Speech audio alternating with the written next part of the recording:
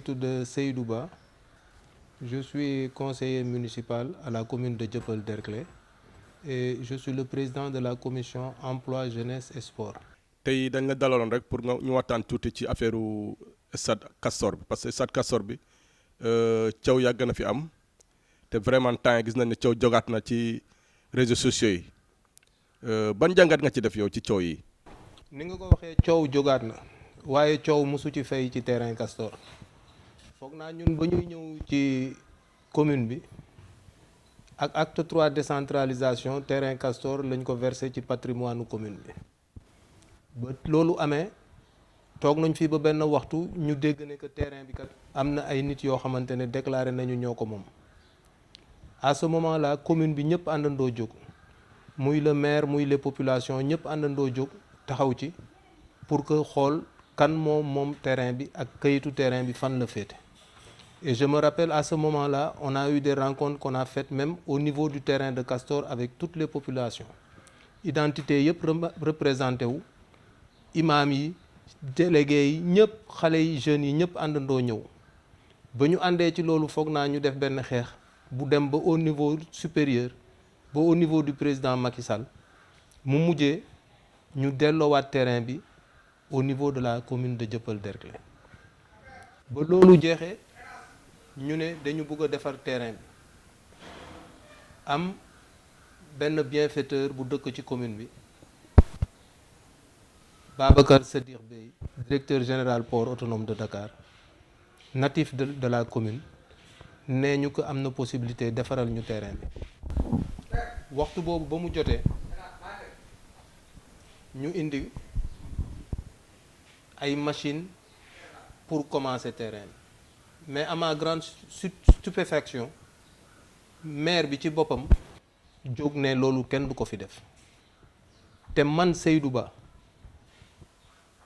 man maa jël Babacar Bey ànd ak moom ba bureau maire ñu toog à 3 ñoom ñaar ñu waxtaan mu wax ko ay projet am le lendemain mu commencé indi ay machine waaye ba maire génnee ci réunion boobu dajak ay ñooñam ñooñu ne ko lii du fi am ndax waxu politique la ci la coow commencé am bu rëy ci te koñ bi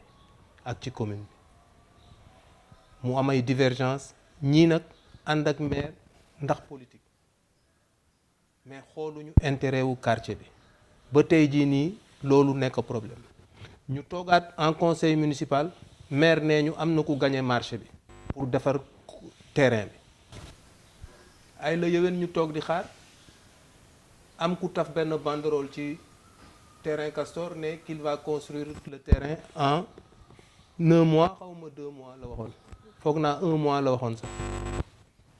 ñu toog ba tey jii nii terrain Castor gis nañ fa ñu daane lay mur gis nañ fa ñu indi fay décharge yu sable yu setul gis nañu ñu def fay lampadaires yoo xamante ne c'est des lampes solaires destinées à des rues ñu def ko autour du terrain et ñu ne ñu terrain bi pare na et on a payé 23 millions et les populations se sont levées sur les réseaux sociaux parce qu'on a une commune quand même avec des gens que je peux dire civilisés. S'ils ont des choses à dire, ils doivent passer par le chemin. Et actuellement ci réseaux sociaux yëpp on se pose des questions mais amul benn réponse boo xamante ne nit mun na ko dégg bu jógee ci niveau de la mairie et le maire il fait répondre par des gens ay intermédiaires alors que lui-même day def ay activités ci réseaux sociaux yi et pour des autres questions il refuse de répondre alors que les réseaux sociaux actuellement tey président yu gën yi fort ci àdduna dañuy tweeter les réseaux sociaux c'est tout le monde qui l'utilise ak feebar bi am bi nii on a vu que tout le monde peut rester chez lui et travailler grâce aux réseaux sociaux pourquoi ne pas nous donner une réponse sur les réseaux sociaux quand on nous dit qu'on ne peut pas convoquer un conseil municipal à cause de cette pandémie mais qu'on puisse au moins répondre aux gens d'une manière claire mais c'est pas encore fait et c'est le problème qui se pose actuellement au niveau de toutes les populations de la population de Dieuppeul-Derklé. On interpelle le maire pour qu'il nous donne une réponse et qu'il nous donne une solution parce que ce terrain-là quand même on va pas rester ici pendant que tous les autres terrains du Sénégal sont en train d'être construits, sont en train d'être réfectionnés, sont en train d'être modernisés. Ñun le terrain le plus, parmi les plus anciens de Dakar, là où l'on jouait les navétanes, un terrain phare qui a eu à former tellement de personnes qui aujourd'hui moo nar a nekk le terrain le plus mal loti du Sénégal. Loolu la ñu bëgg a bañ te loolu la ñuy ñaan yàlla ñëpp ñu nekk ci commune bi ak ñëpp ñu nekk ci Sénégal bonne volonté animé leen ñu jàpp ci pour que ñun ñu mun a jëmale suñu commune kanam. mais yow en tant que conseiller municipal nga xam ne yow yaa yore mbirum sport bi ak jeunesse bi ak emploi ak yooyu est-ce que jaruloon nga saisir yow mi officiellement directement monsieur le maire pour mu andi la ci tontu moo gën mu wax ci réseaux sociaux yi comme ni ko waxee réseaux sociaux moom réseaux sociaux la rek. tout à fait d'accord ak yow mais xam nga nit boo nekkal nga xam ko am na loo xamante boo ko defee ak moom tamit da ngay perdre sa temps parce que le conseil municipal tey jii nii pour interpeller le maire ci biir conseil municipal bi c'est une question de majorité au niveau du conseil municipal tey jii nii question boo fa mun a poser les gens ils vont finir par voter et les gens je vous ai dit que ba problème commencé am fii man maa jël sama tànk commencé dox ci conseillers municipaux yi un par un mais les conseillers municipaux malheureusement j'ai pas eu la réponse que je voulais parce que eux ils ont pris ça pour des actes politiques ku ma ci dajal mu ne kii man parti bi laa nekk man parti bële laa nekk lii ak lii et ils n'ont pas accepté que ce que je faisais c'était pour l'intérêt de la population et non de Seydou Ba ou d'une autre personne et donc c'est ce refus-là que j'ai senti et c'est pour cela que j'ai pas pu refaire cette démarche parce que ce sera une démarche vaine au niveau du conseil municipal rien ne peut passer là-bas su dul loo xamante ne Cheikh Gueye bëgg na ko jàllale et il convoque le conseil municipal quand il en a besoin et le quorum est atteint difficilement mais les gens qui viennent sont tous des gens qui viennent pour voter pour lui. Par contre, j'appelle mes autres camarades conseillers municipaux qui actuellement sont très découragés ou bien n'ont plus la force de venir assister à des mascarades de conseil municipal. Parce que dans cette commune-là, il faut appeler le chat par le chat. Il y a des mascarades de conseil municipal. Arrivé au niveau du conseil municipal, on sait déjà qu'est-ce qui va passer et qu'est-ce qui ne va pas passer. On fait passer ce que l'on veut. On nous a parlé de mutualisation avec les autres communes et des trucs comme ça. Mais toutes ces choses-là, on a vu que c'est des choses vaines et qui n'aboutissent à rien du tout. léegi bu ñëwee ci terrain bi yow nga yaakaar ne tey terrain bi lan moo fa waroon nekk te nekku fa lan moo fa waroon am te amu fa ndax politique politicienne bu nekk diggante ay ñaari leader. Le terrain, on nous avait promis une chose. Après avoir fait des études approfondies par Eiffage, et tout le monde sait que Eiffage, ce n'est pas une petite société. La Eiffage avait fait une étude du sol, avait fait une étude des eaux, et avait tout étudié pour qu'il puisse faire ce terrain en un terrain synthétique et mettre autour une lumière intelligente. synthétique mooy lan. Terrain gazon synthétique gazonné terrain bi mooy synthétique loolu la ñu fa waroon defar ak Eiffage. Ils avaient fait les études, ils avaient facturé les travaux et le port avec la RSE était prêt pour le faire jusqu'à ce que les machines ont été déployées une après-midi pour commencer les travaux. maanaam loolu mooy lan. machines yi waroon commencer liggéey bi defar sol bi defar yëpp Eiffage yónnee woon nañu ko ba ñu ñëw fii ñu teg leen terrain barak ci la maire jóg ak ay nitam ne terrain bi kenn du ko laal na kii dellu et on a arrêté et loolu tey jii nii le terrain devait être un espace boo xamante ne y aura un gazon synthétique dina fa am dina am ay vestiaire dina am terrain basket dina am espace wifi dina am lumière intelligente tout autour du terrain loolu c'est ce qu'on souhaite mais on n'a pas pu le faire. Pourquoi? Parce que il y a des partisans politiques qui disent que si Babacar Beye le fait aujourd'hui c'est un acte politique qu'il pose fu ñu jëm ak loolu. waaw léegi comme yéen jéem ngeen waxtaan ak maire bi antuwul nga ne conseil municipal bi tamit mënta ne ndax ay divergence politique ban message nga koy lancer ban appel nga koy lancer à travers sunu canal bi nga xam ne bii moom dina ko seetaan bii moom dina ko gis ban appel nga koy lancer loo xamante ni c'est pour autour du terrain. Moi je ne cesse de lui lancer un appel et Cheikh fu ñu daje ci lu ñu mënta wax balaa muy pare naa ko wax waxu terrain football et lui aussi du bàyyi du ma may une minute bu ñu toogee conseil municipal buy wax sax dina ma tooñ di ma ne Seydou Ba je t'invite à aller jouer la semaine prochaine au terrain Castor. Donc man du ma ko may une seconde parce qu'il sait que ce terrain là c'est quelque chose à quoi je tiens. Quand je suis venu dans cette commune avec mes ambitions, vraiment j'ai été un peu déçu parce que moi j'avais des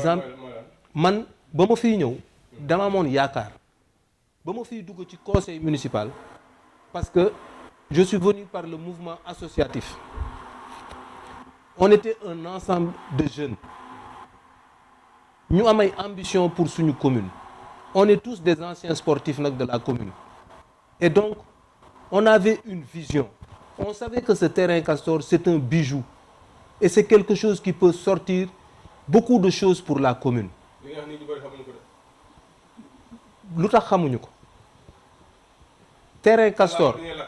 kàllaama bi may làkk bi nga baal ma bon terrain Castor loo xamante ne la tey jii nii jumtukaay bu nekk fii la boo xamante ne nit yi mun nañ ci njëriñoo ba mu jëriñ au-delà du commune de la commune mu jëriñ réew mi ndax tey terrain football du footballeur rek lay former terrain football nit lay njëkk a former ko footballeur ñun tey yu suñu yàlla mayee tey ñu mun a dox ci biir commune bi wala ñu mun a wax dara ci biir commune bi ngir yàlla ak football la te ci ay terrain vague lañ ko doon defee ak ay mag yoo xamante ne tey ñu ngi fii ñenn ñaa ngi fii ñenn ñi génn nañu àdduna yàlla na leen yàlla yërëm ñooñu doon tette ñun tey dañu am obligation fay suñuy rakk ndax football nee naa la du contrat rek nga ciy teddee football di nga ci teddee relation football di nga ci teddee lu nekk te sport en général bu may wax football sport la yépp laa bëgg a wax ñun tey jii nii lu ñu am ci àdduna ak ci réew bi sport moo tax ñu am ko te rëccuwuñ ko suñu xarit yu am contrat yu egsi fu ñu war a egsi ci football yàlla mënul defandoo ñëpp ñu egg mais ñooñu malgré que egg nañu ñun amuñu contrat yooyu jox nañ ñu cër boo xamante tey lu ñu soxla ci ñoom ñu defal ñu ko tey donc ñun war nañu rendre monnaie commune bi la première des choses mu ñu mun a def nag mooy fi ñu doon jumtuwa fu ñu doon liggéeyee ñu defar ko ba mu nekk moderne comme waxtu tey jii nii tey école yi ñuy doon jàngee yi fii école primaire yow école primaire bi nga doon jàngee nga dem ba màgg ba di waaj a retraite nga gis école bi des nu mu mel